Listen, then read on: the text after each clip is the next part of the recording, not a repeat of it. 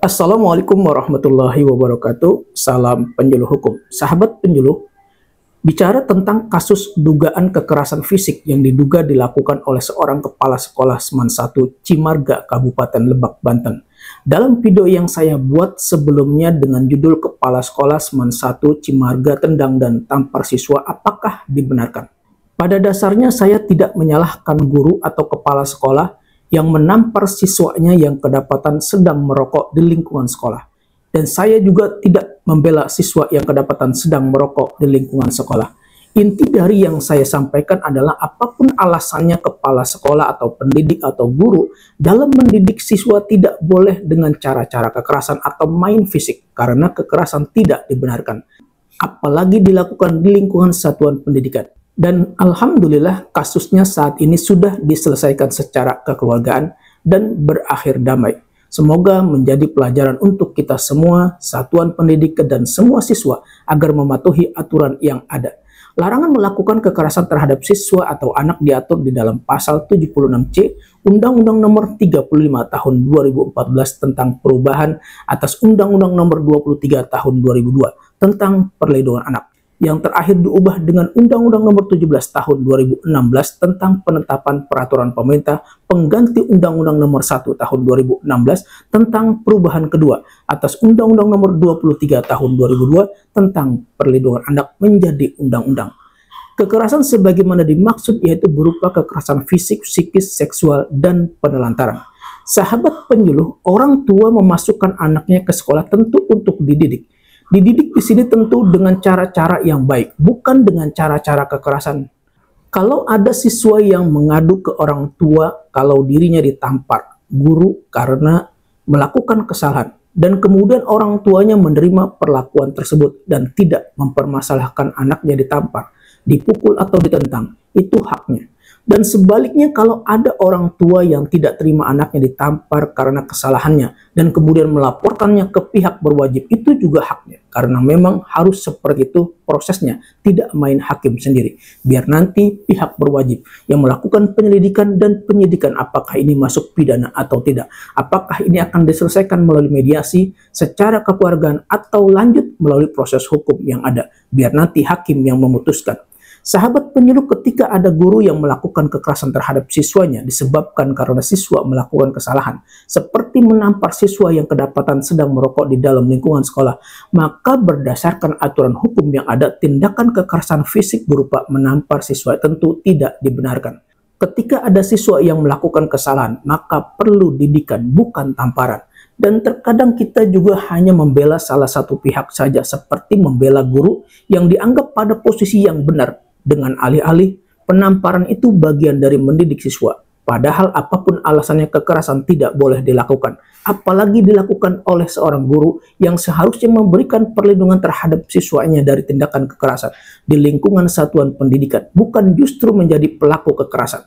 Selain itu, guru juga harus menjadi teladan bagi siswanya. Dalam kasus ini, mungkin siswa salah karena merokok di dalam lingkungan sekolah, melanggar peraturan sekolah, namun jangan jadikan kesalahan siswa sebagai alasan untuk guru berbuat sewenang-wenang dalam mendidik siswa. Semua tentu ada aturannya. Siswa harus mematuhi peraturan dan tata tertib sekolah, menghormati guru dan menghormati siswa lainnya. Jika siswa melanggar peraturan sekolah, maka gunakan sanksi sesuai dengan peraturan sekolah, bukan dengan main hakim sendiri dan sewenang-wenang. Saya ingin mencoba membuka pikiran kita tanpa memihak atau membela siapapun, dengan mengingat filosofi yang mengatakan guru digugu dan ditiru, yang berarti guru harus dipercayai dan diikuti ucapannya, serta diteladani sikap dan perbuatannya. Kalau guru dalam mendidik siswa dengan cara-cara kekerasan, tentu cara ini tidak untuk diteladani atau ditiru siswa.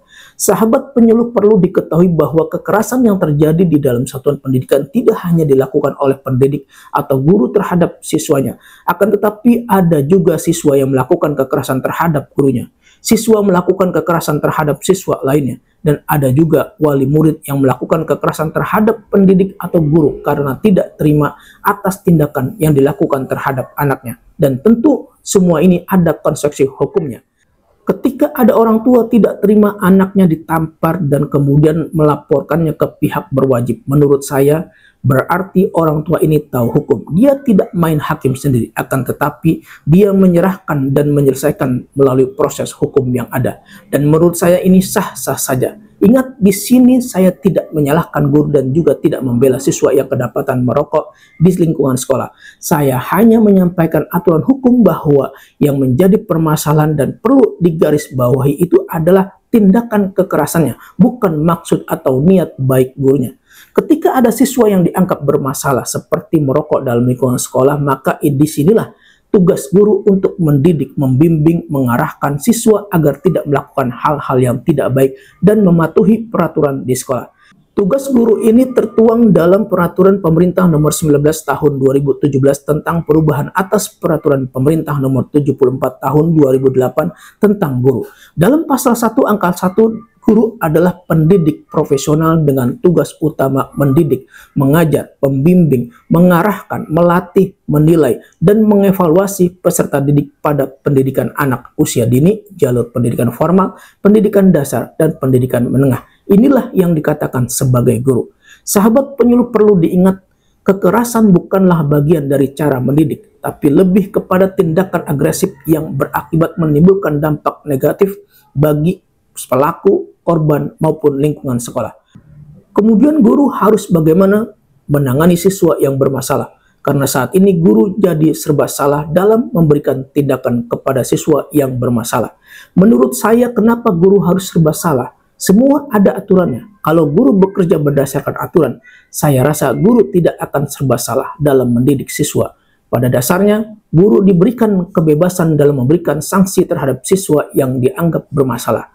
Ketentuan ini diatur di dalam pasal 39 ayat 1 dan ayat 2 Peraturan Pemerintah Nomor 74 Tahun 2008 tentang guru, sebagaimana telah diubah dengan Peraturan Pemerintah Nomor 19 Tahun 2017 tentang guru. Pada pasal 39 ayat 1 dikatakan, guru memiliki kebebasan memberikan sanksi kepada peserta didiknya yang melanggar norma agama, norma kesusilaan, norma kesopanan, peraturan tertulis maupun tidak tertulis yang ditetapkan guru, peraturan tingkat satuan pendidikan, dan peraturan perundang-undangan dalam proses pembelajaran yang berada di bawah kewenangannya. Kemudian pada ayat 2 dikatakan sanksi sebagaimana dimaksud dapat berupa teguran dan atau peringatan, baik lisan maupun tulisan, serta hukuman yang bersifat mendidik sesuai dengan kaedah pendidikan, kode etik guru, dan peraturan perundang-undangan. Jadi jelas yang paling harus digarisbawahi adalah hukuman yang diberikan kepada siswa adalah hukuman yang bersifat mendidik. Jadi yang menjadi masalah dalam kasus ini, kepala sekolah menampar siswa yang kedapatan sedang merokok adalah tindakan kekerasannya, bukan maksud atau niat baik gurunya. Mungkin niat atau maksud dari kepala sekolah ini bagus, baik untuk mendidik siswa, tapi hanya saja caranya yang salah. Ingat, apapun alasannya kekerasan terhadap anak dilarang. Sahabat penyuluh, selain itu perlu diketahui juga bahwa berdasarkan pasal 41 ayat 1 Peraturan Pemerintah Nomor 74 Tahun 2008 tentang guru, sebagaimana telah diubah dengan Peraturan Pemerintah Nomor 19 Tahun 2017 tentang guru, bahwa guru juga berhak mendapatkan perlindungan hukum dari tindak kekerasan, ancaman, perlakuan diskriminatif, intimidasi, atau perlakuan tidak adil dari pihak peserta didik, orang tua peserta didik, masyarakat, birokrasi, atau pihak lain. Selain itu juga ada Peraturan Menteri Pendidikan, Kebudayaan, Riset, dan Teknologi Nomor 46 Tahun 2023 tentang pencegahan dan penanganan kekerasan di lingkungan satuan pendidikan. Peraturan ini dibuat salah satunya dengan pertimbangan untuk memberikan perlindungan dari kekerasan yang terjadi di lingkungan satuan pendidikan, pencegahan dan penanganan kekerasan yang mempertimbangkan hak peserta didik dalam memperoleh lingkungan satuan pendidikan yang ramah, aman, nyaman, dan menyenangkan bagi peserta didik, pendidik, tenaga kependidikan, dan warga satuan pendidikan lainnya. Semoga bermanfaat. Wassalamualaikum warahmatullahi wabarakatuh. Salam penyuluh hukum.